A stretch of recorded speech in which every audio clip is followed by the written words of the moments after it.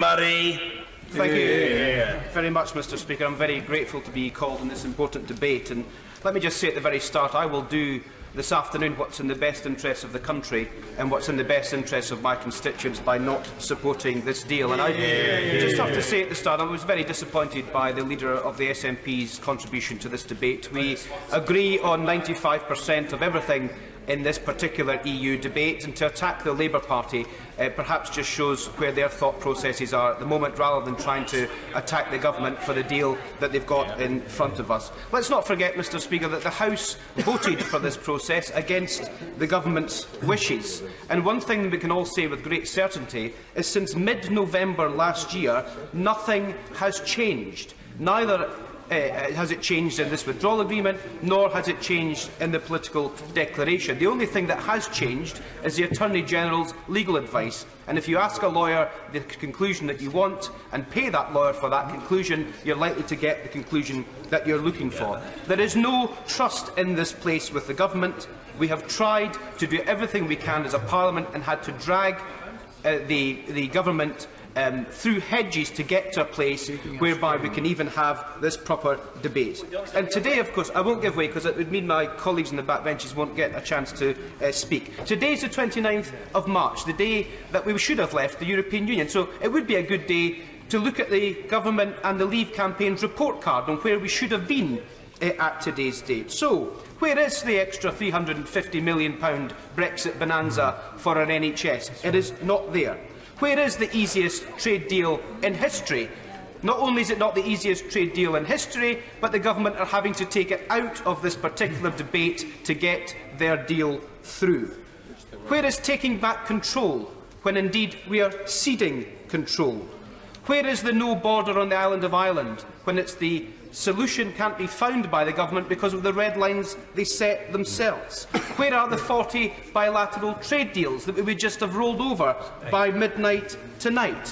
Where is the cap and the reduction in net migration? It can't be met. Where is more money going into our public services when £4.2 billion is being spent on no deal? These aren't just broken promises, Mr. Speaker, they also broke the law. There is no sunny uplands in this process, and today we should all say loud and clear that we're slaying the unicorns once and for all. This is not meaningful vote 3, this is meaningful vote 2.5. The government aren't complying with their own legislation, and they know it. And my honourable friend from Leeds Central was absolutely right.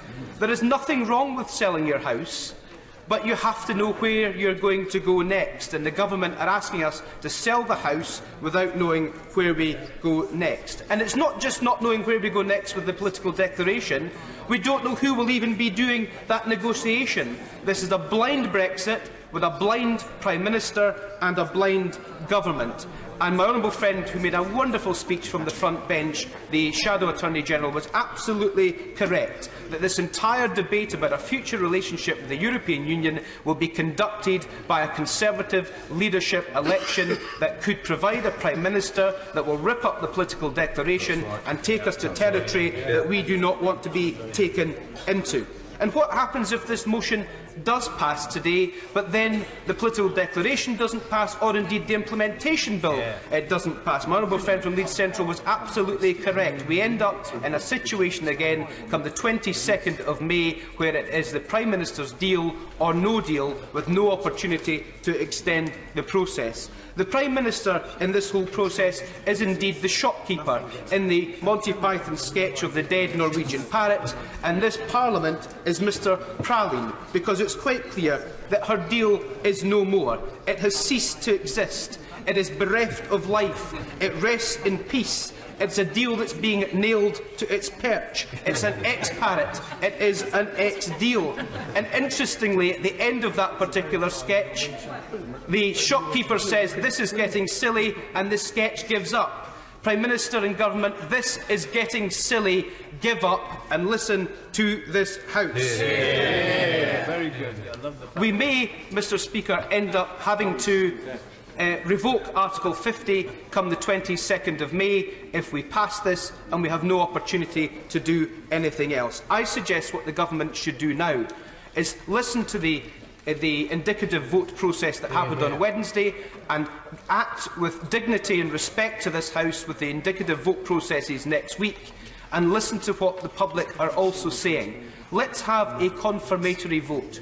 It is completely unfair that the Prime Minister can keep flogging the dead horse of her deal in this House as many times as she liked, but the public 3 years ago got one chance on all of these sunny uplands and broken promises that they were given in 2016. Let's get a confirmatory vote back to the people, let them back into this process, let them break the impasse in this Parliament, and if they so wish to continue to leave the European Union, and the Government and the Prime Minister is so confident in her deal, she will be confident of going to the British people and getting them to back it. And if they don't, we can maintain the best deal that we have at the moment, which is the deal as a fully fledged member of the European Union.